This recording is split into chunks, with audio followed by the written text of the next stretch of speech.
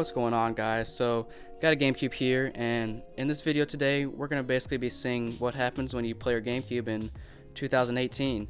And so, GameCube came out in 2000 or 2001. I can't remember which year it was, but it was in a different world of consoles. So we're basically going to be turning it up, playing it, see what it's like, just playing the GameCube in 2018, since consoles when this came out were so much different with the Xbox, the PS2, Sega Dreamcast. All these consoles they had all their various quirks, and they were just different, and a lot of them didn't have internet connection and that sort of thing. So we're just gonna see how it compares to consoles of this day and age, like the Nintendo Switch and PS4, that sort of thing. So let's just go ahead and get into it. So first of all, we got the controller here, and as you guys probably recall, the controller is a little bit different than a lot of the other consoles were. So Xbox and PS4, they had like just 4 buttons here that kind of showed a diamond, and then triggers in the back. This is pretty similar, but Nintendo, they always got to do something a little bit weird. Like just this layout of the buttons is kind of weird, but once you got used to it, it's actually pretty nice. And they had this little nub here they call the C stick. I don't know why they made it a little nub instead of an actual analog stick, but it's whatever. It's Nintendo, it works. People still buy it because they got great games. But let's just go ahead and turn it on and see that nice startup screen. So first of all, let's just look at the buttons actually. So we got this button isn't open. As you can tell, this disc slot is really small. This is the reset button, and this is the power button. So let's go ahead and turn it on.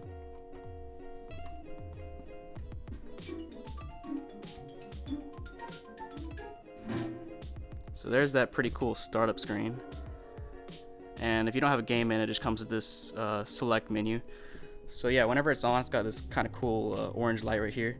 Let me go ahead and turn this volume down. It's kind of loud. But yeah, so whenever it's on, it has this orange light here. I'll show you what the reset button does. So if you reset, it basically just immediately goes back to the main menu. So I'm pretty sure the PS2 had like the same kind of reset button. So yeah, that's pretty useful. So this is the one GameCube game I have, and this is a controller. So let's just first of all, let's just explore the menu a little bit. So it's actually pretty representative of the actual GameCube. It's not, this screen is just a cube, and that's actually pretty neat that they did that.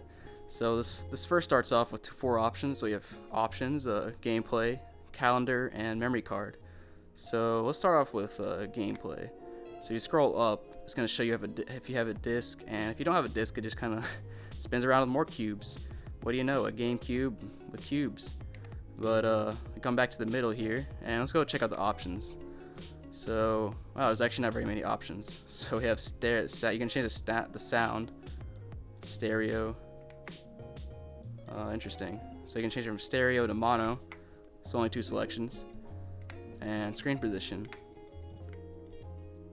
So I guess you can change it off to make it go more to the right or left in case your TV's messed up or something.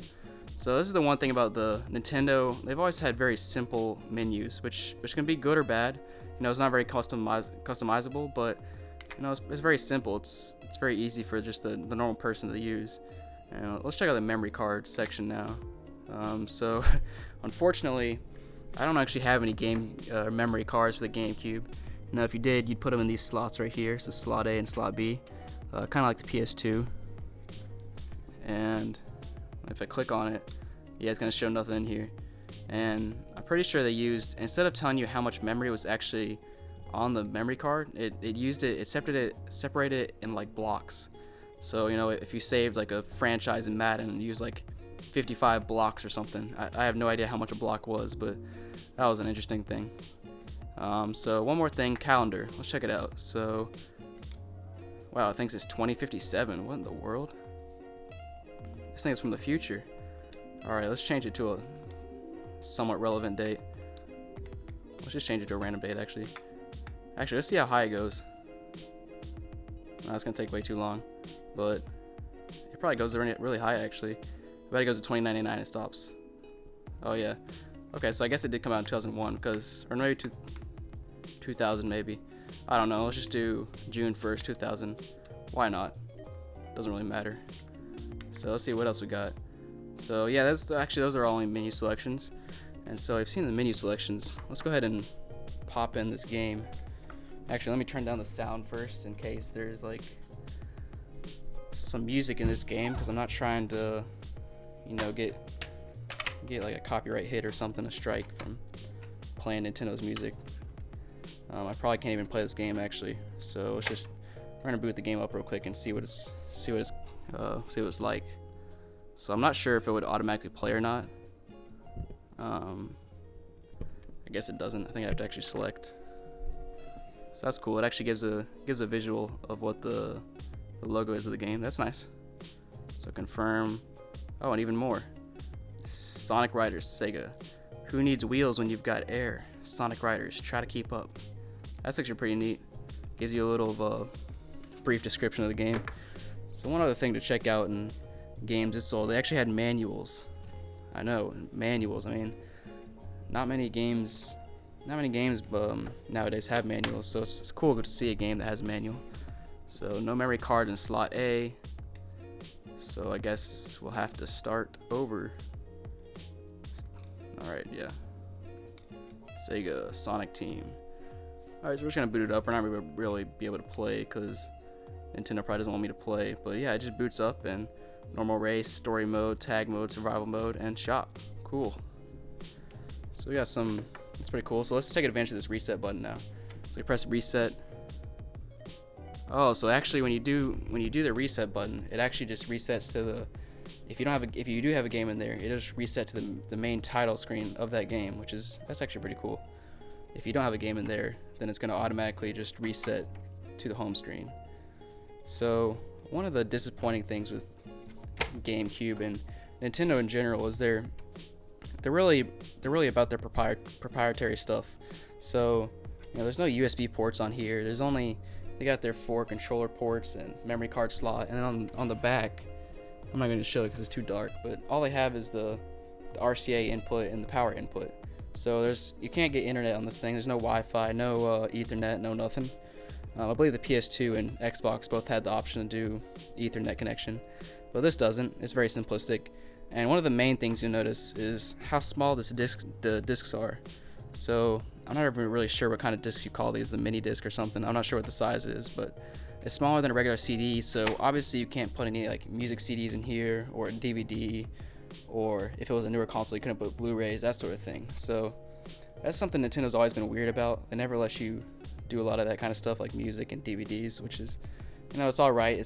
I get where they're coming from. It's just going to be a gaming console. You're not using it to play DVDs, but it is nice to have like a DVD functionality and that sort of thing. And so one more thing to point out is, I believe when you turn this thing over, it's got all these like things you can take off and extra ports in the bottom.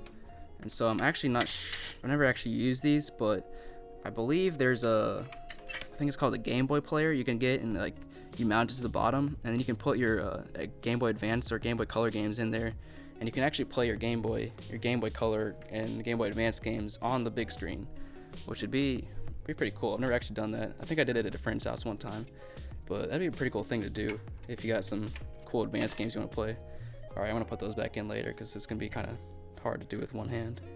Alright, so thanks for watching, guys. I hope you got a little nostalgic blast from the past with this old console, and let me know what other kinds of videos you want me to do, like if I should do a throwback PS2 video or any of those other consoles. Just let me know in the comments, and make sure to leave a like below if you like the video and subscribe. And thanks for watching, and hope you guys have a great day.